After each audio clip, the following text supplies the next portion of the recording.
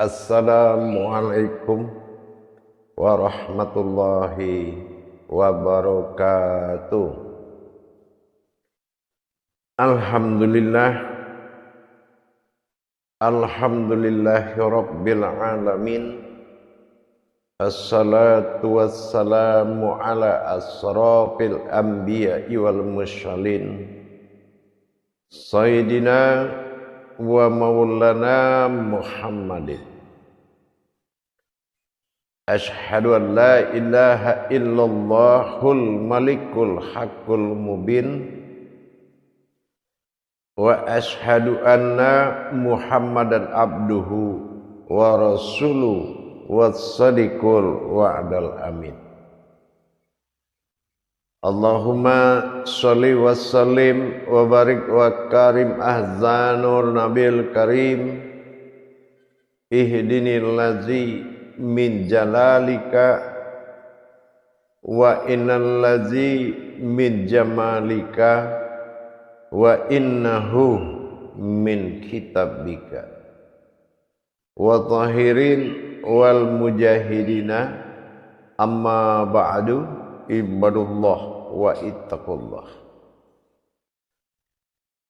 Alhamdulillah, segala puji syukur kita panjatkan kehadirat Allah Subhanahu wa ta'ala atas limpahan karunia, rahmah dan hidayahnya, serta dengan izin dan ridhonya kita dapat menjalankan perintahnya, bertolabul ilmi, bersunahnya Rasulullah sallallahu alaihi wasallam, dalam rangka diwajibkan setiap umat yang mengaku muslim, maka diwajibkan bagi dia belajar, menuntut ilmu, karena barang sesuatu yang tidak dicapai dengan ilmunya, maka tidak akan pernah dia mendapatkan sebuah kebenaran. Bersalam kita tidak akan pernah terlupakan. Marilah sama-sama kita sampaikan kepada junjungan kita Nabi Allah, Nabiul Akhirul Zaman, Rasulullah Muhammad sallallahu alaihi wasallam. Atasnya kalimahnya kita kalamkan dengan membacakan Allahumma sholli ala sayyidina Muhammad wa ala alihi sayyidina Muhammad. Insyaallah bertemu lagi dengan saya, Guru Mursyid Syekh Nur Muhammad Buya Irwan Maulana Al-Khalidi, Pasaman, Sumatera Barat, Indonesia.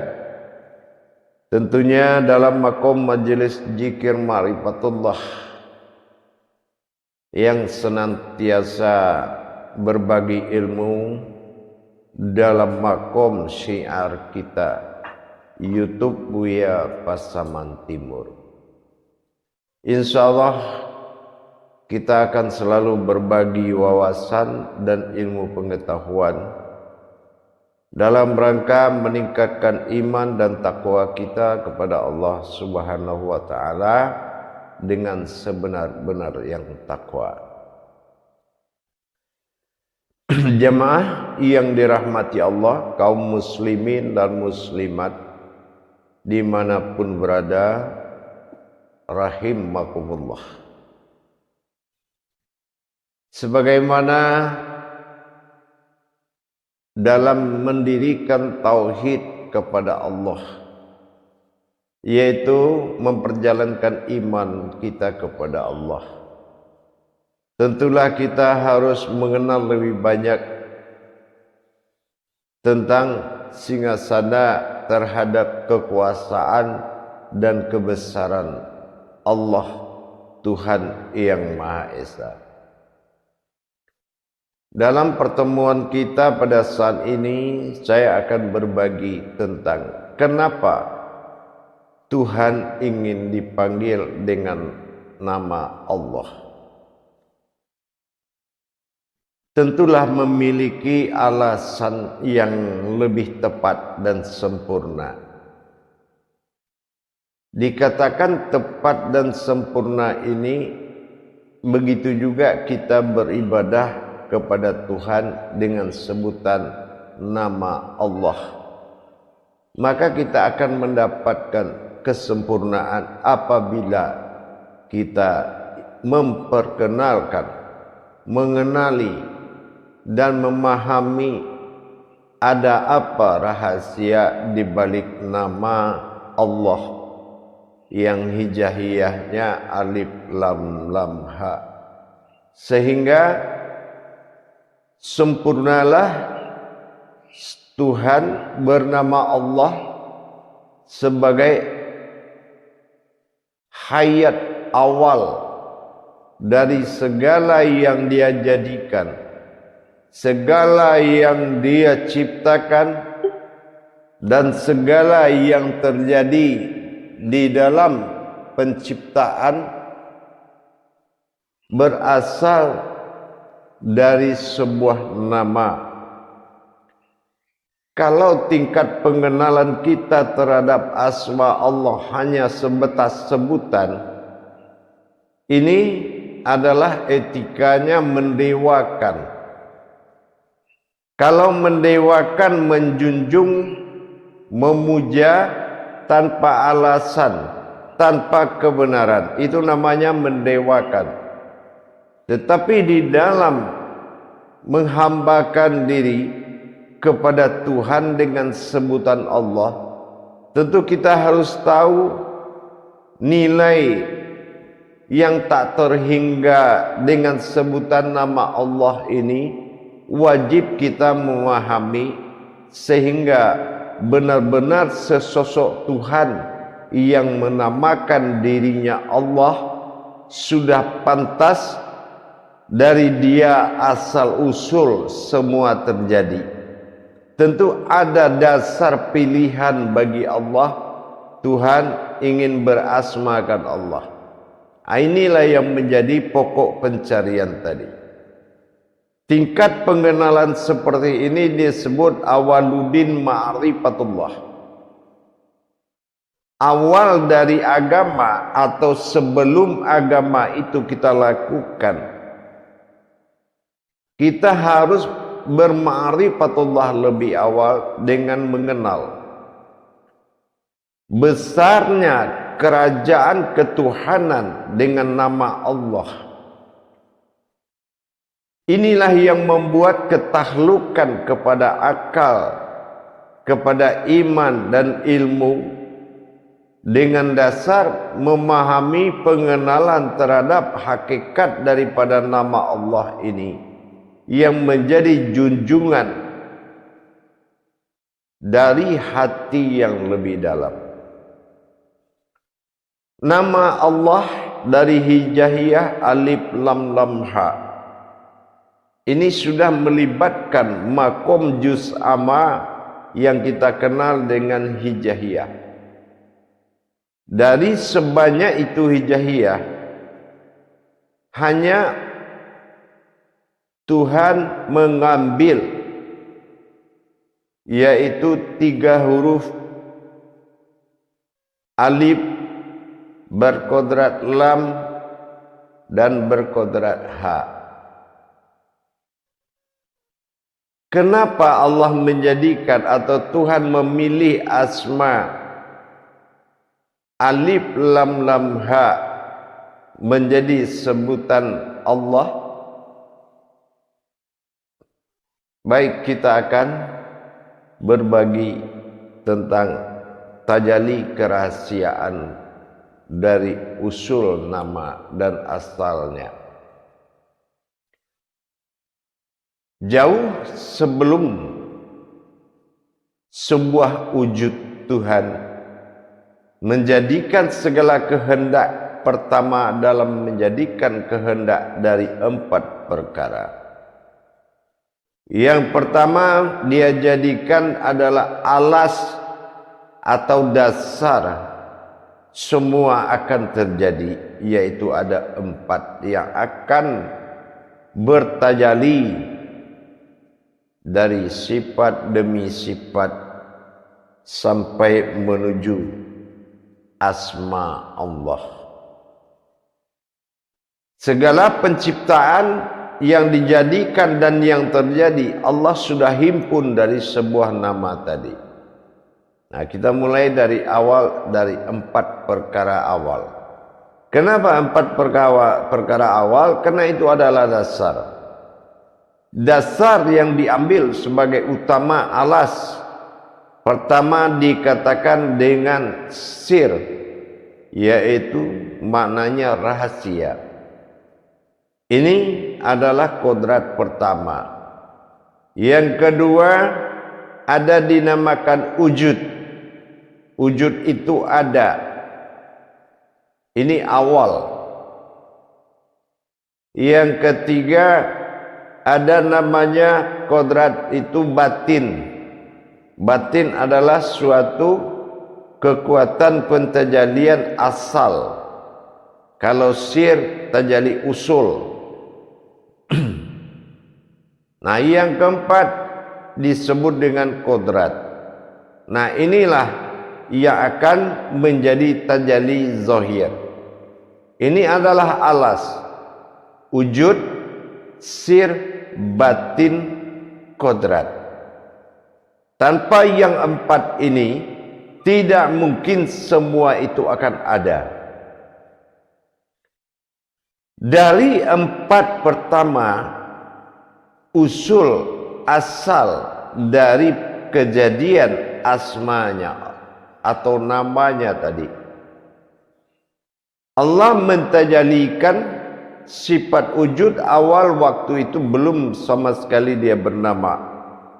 Nah, kita sebut nama itu dengan sebuah wujud. Dikala itu wujud berkehendak kepada dirinya menjadikan landasan dari yang 4 itu diambilnya satu pertama batin. Namanya batin awal atau dikatakan dengan batin fa. Nah, apa yang diambil pertama yaitu batin fa setelah wujud tadi. Diambil batin fa. Batin fa ini atau batin rahasia itu ada 4. Yang pertama disebut dengan batin nafas, bukan nyawa ya, tapi nafas. Nafas. Naf itu sebuah kodrat ya, sesungguhnya as. Ini yang sesungguhnya. Batin nafas. Yang kedua batin tanafas. Yang ketiga disebut dengan batin nufus. Dan yang keempat disebut dengan batin ampas. Ini dalam kajian terdahulu sudah juga pernah disampaikan tentang apa itu napas, tanapas, ampas, dan nufus. Setelah wujud menjadikan landasan kedua, yaitu usul, kodrat usul, 4 batin, maka wujud dengan kehendaknya dia menjadikan kodrat batin rahasia, menjadikan 4 kekuatan penjadikan asal semua jadi, yaitu zat. Landasan zat yang dijadikan oleh 4 batin itulah yang dikatakan ada kodrat zat yang bergerak di. Yang kedua ada kodrat yang diawali wadi, yaitu ada juga kodrat yang bersifat alam madi, dan ada kodrat zat yang terlihat manikam. 4 ini sudah bertajali dari batin awal tadi.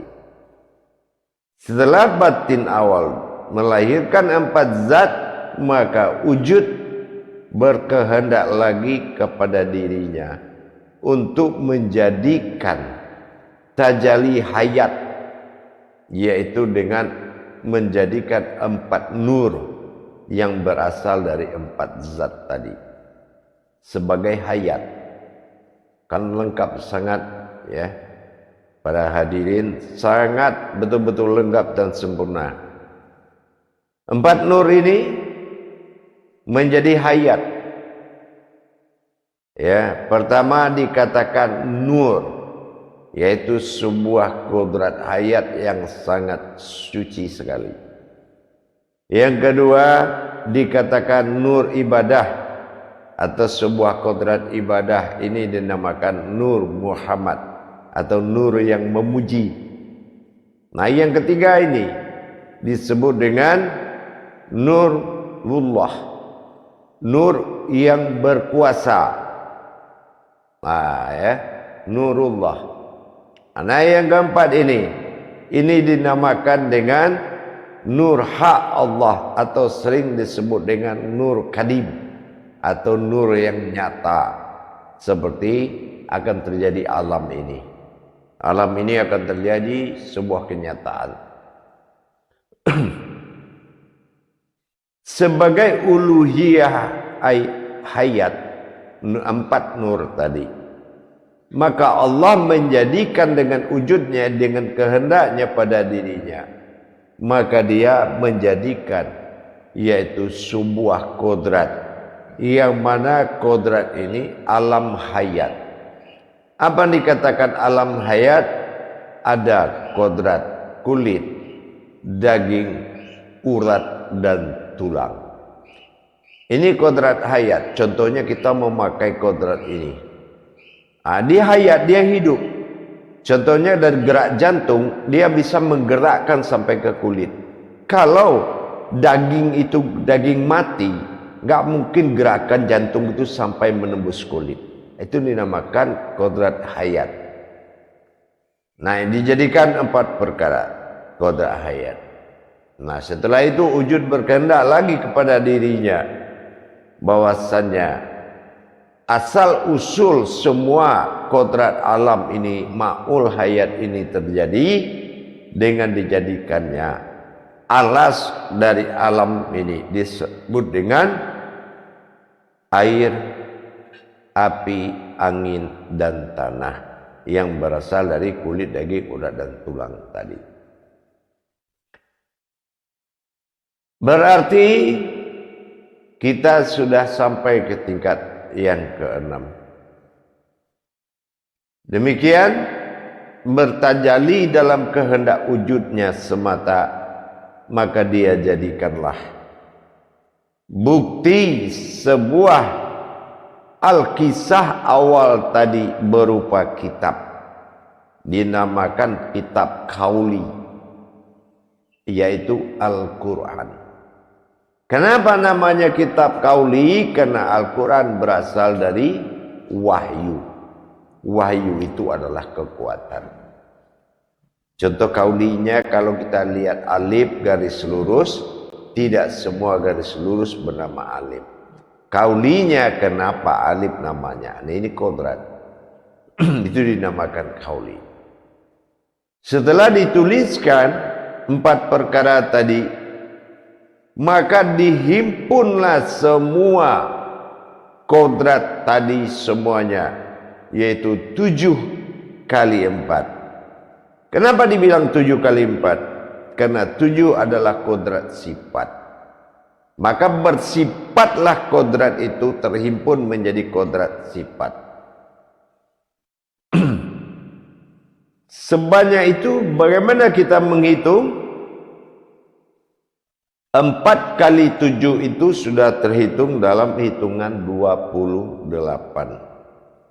Nah, 28 ini adalah kodrat hijahiyah yang ada pada juz amma. Berarti mau asal usul apapun sudah ada dalam 28 ini.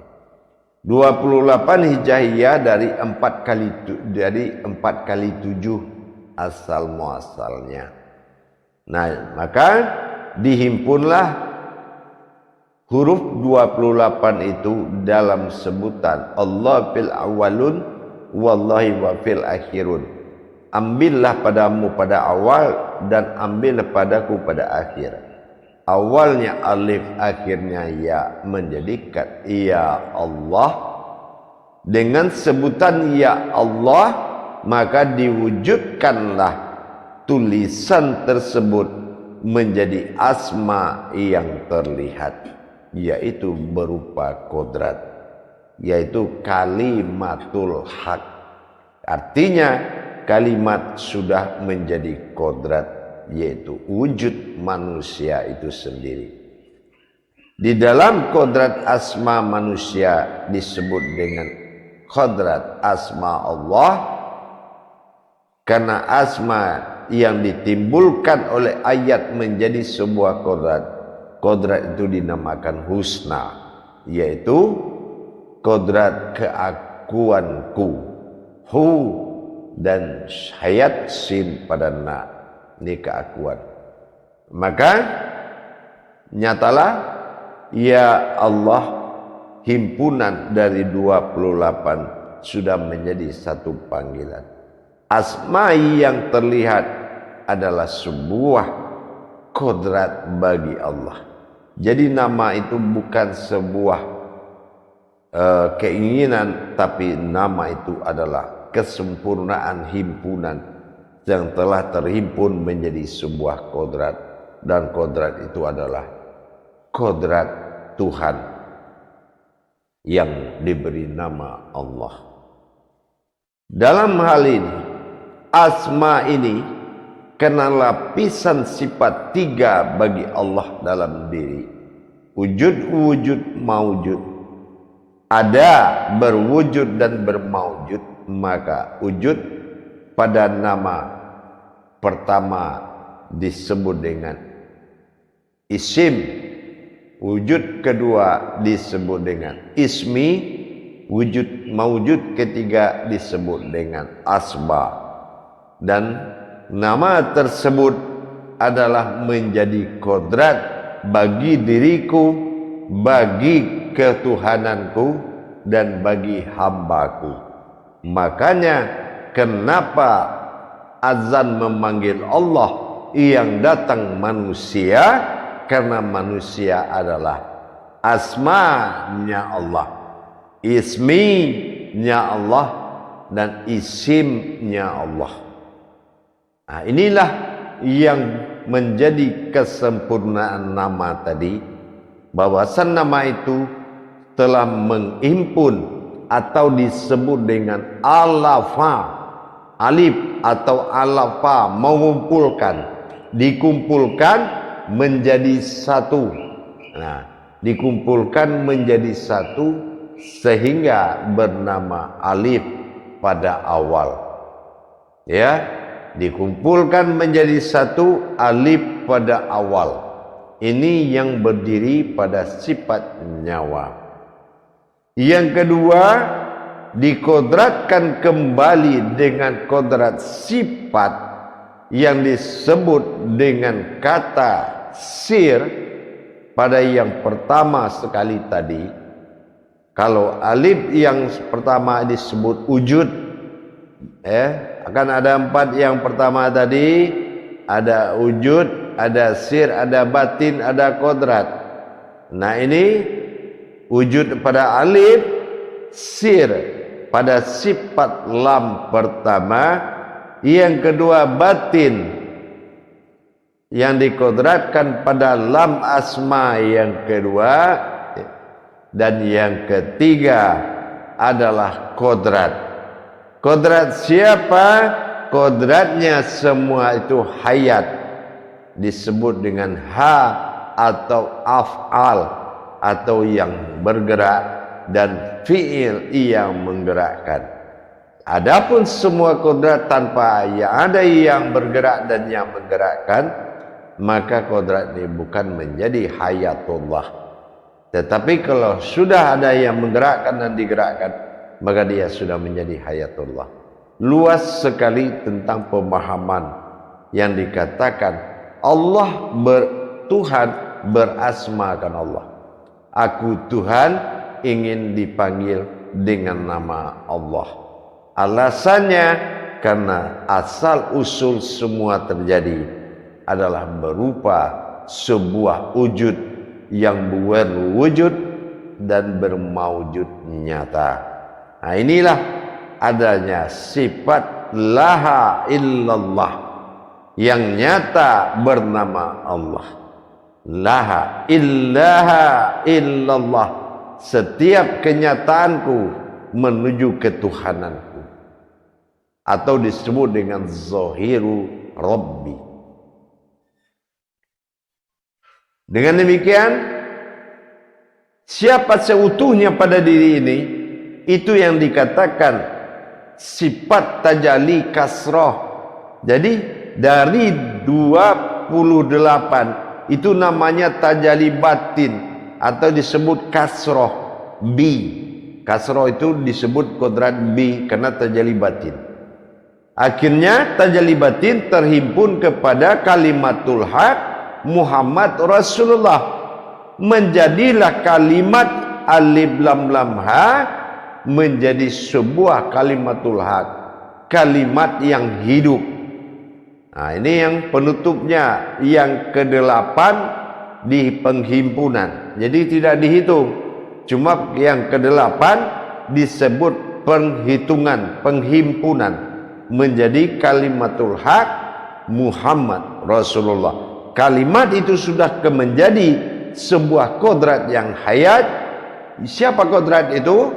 Muhammad, mim kepala, ha dada, mim perut, tajalli dal kaki, Rasul, dan semua huruf itu adalah ruhnya yang berasal Allah, yakni kata-kata Allah. Dengan demikian sempurna sudah perjalanan asma. Jadi kalau kita sudah melihat kenapa Tuhan memang ingin dipanggil dengan nama Allah dan Allah ingin dipanggil dengan nama Muhammad, Allahumma sholli ala sayyidina Muhammad, tajalli kalimatul haknya adalah Muhammad. Inilah yang menjadi tajalli ruh atau hayatnya. Maka jelas sudah perjalanan dari pilihan Tuhan terhadap asma Allah terhimpun dalam juz amma. Artinya amalan itu adalah manusia. Juz amma. Juz adalah umat, amma itu amma yaitu yang diamalkan, yang mengamalkan dan diamalkan. Inilah yang dikatakan perjalanan amaliyah menuju perjalanan syahadahnya, yaitu terlihat hayat dalam muqarabah.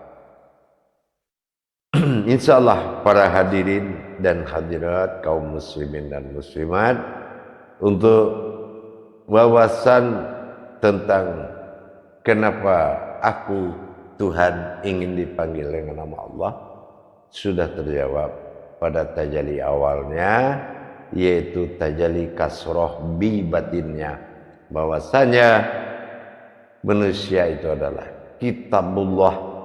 Arti kitabullah apa? Yaitu manusia itu berasal dari siratal ladzina an'amta alaihim.